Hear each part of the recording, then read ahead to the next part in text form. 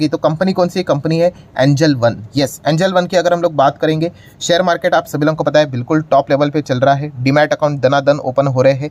ऐसे माहौल में आपको पता ही है शेयर मार्केट से जुड़े हुए जितने भी बिजनेस करने वाली कंपनियां होती है काफ़ी अच्छा खासा बिजनेस यहाँ पे कर लेती है। चाहे फिर हम बीएससी की बात करें, सीडीएसएल की बात करें, ब्रोकिंग इंडस्ट्री में देखा गया तो जो डिस्काउंट टाइप के जो ब्रोकर्स हम लोग को देखने को मिल जाते हैं, अभी जीरोदा या फिर अपस्टॉक्स की बात करें, ग्रो की बात करिए, तो बाजार में तो लिस्टेड तो है नहीं। तो उन्हीं कैटेगरीज में अगर देखा गया तो एंजल वन एक हम लोग को उस साइज की कंपनी देखने को मिल जाती है। 5 पैसा भी देखने को मिल जाता है, बट यस एंजल वन उस हिसाब से एक बड़ी कंपनी देखने को मिल जाती है, एटलीस्ट मिड कैप साइज की कंपनी है, तो उनके नंबर्स हम लोग को देखने को मिल जाते हैं। एंड अगर देखा गया तो पिछले 5 साल में कंपनी ने 938% के भी रिटर्न जनरेट करके यहाँ पे दिए हुए हैं। सो जिनको बिजनेस समझ में आता है, जिनको शेयर मार्केट समझ में आ जाता है, वो प्रॉपरली अच्छी तरीके से निवेश करके रिटर्न्स यहाँ पे कमा लेते हैं। एनीवेज अभी आ जाते हैं कंपनी के नंबर की ओर।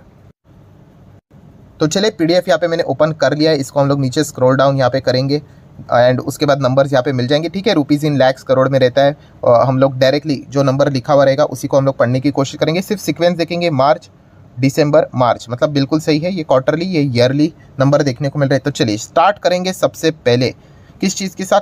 टोटल इनकम कितने की इनकम है भाई? 13,500 के करीब की इनकम देखने को यहाँ पे मिल रही है। राउंडेड फिगर पकड़ लेंगे तो समझने में आसानी होगी। 10,600 लास्ट टाइम था, तो 10,600 कितना बन गया?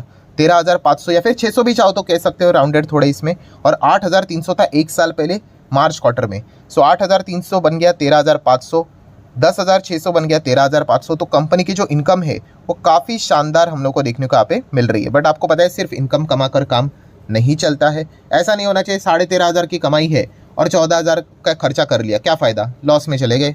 तो इसीलिए एक्सपेंस भी देखना उतना ही इंपॉर्टेंट यहाँ पे रहता है। बट यस, इनकम जब आपकी बहुत तगड़ी रहती है ना, तो आपके प्रॉफिटेबिलिटी, आपके मार्जिन्स, आपका अर्निंग्स, ग्रोथ, ईपीएस सब सुधर जाता है 95% केसेस में। हाँ, कभी कभी एक्सेप्शंस रहेंगे 5% केस में कि इनकम बहुत शानदार है बट खर्चे इतने कर लिए कि कंपनी घाटे में चली जाती है, फिर मार्जिन्स की पूरी बैंड बचती है। वो भी एग्जांपल्स हम लोग को जरूर इस क्वार्टर में भी, हर एक क्वार्टर में देखने को मिल जाते हैं, इस क्वार्टर में भी देखने को मिल जाएंगे। तो फर्स्ट पार्ट क्या था? इनकम। और इनकम तो क्वार्टरली एंड ईयरली एकदम कमाल का देखने को मिल चुका है।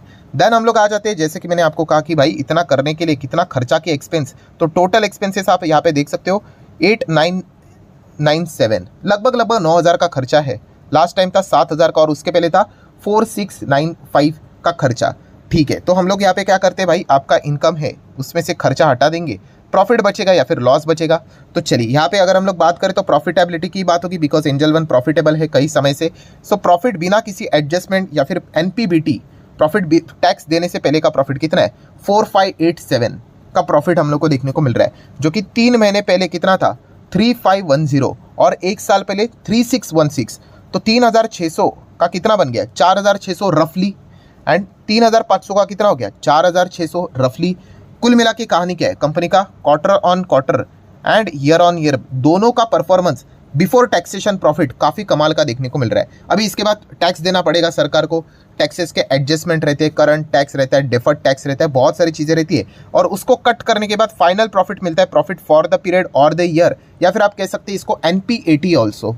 सो ये कितने का प्रॉफिट है ये आपको अलग अलग न्यूज़ चैनल पे देखने को यहाँ पे मिल जाएगी। ये देखो नीचे लिखा हुआ है, न्यूज़ चैनल के ऊपर देखने को मिलेगा, वेबसाइट के ऊपर देखने को मिलेगा। तो वो कितना है? तो ये फाइनल प्रॉफिट 3,399, चलो 3,400 लिख लेते, थोड़ा rounded figure. Then last time कितना था?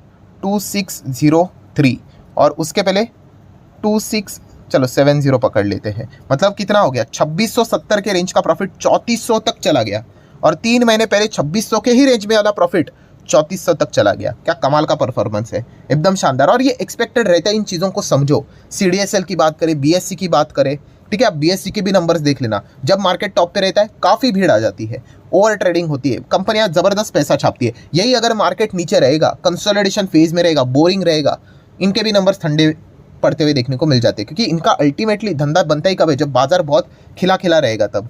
तो जिसको ये बेसिक, इतनी सी छोटी सी बेसिक चीज़ समझ में आ गई, उनको पता चलता है कि कब जाना है कब नहीं जाना है करके। एनीवेज, सो जिनके पास भी एंजल वन है वो डेफिनेटली हम यहाँ पे कह सकते हैं काफ़ी खुश रहेंगे, क्योंकि कंपनी ने परफॉर्मेंस एकदम ताबड़तोड़ दिखा दिया है। एंड इसी चीज़ को अगर हम लोग यहाँ पे अर्निंग्स के हिसाब से देखा गया, ईपीएस तो वही रहता है, ठीक है, जो नेट प्रॉफिट रहेगा। हाँ, बट नंबर ऑफ शेयर्स के हिसाब से हम लोग को चीज़ें देखना काफ़ी इंपॉर्टेंट बनती है। तो कितने का ईपीएस? 40.48, थोड़ा मैं जूम कर लूँ तो ठीक रहेगा देखने के हिसाब से।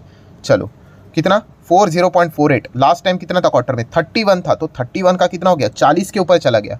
और एक साल पहले 32 था, अभी कितना चला गया 40। तो हर एक चीज़ परफेक्ट नज़र आ रही है, मतलब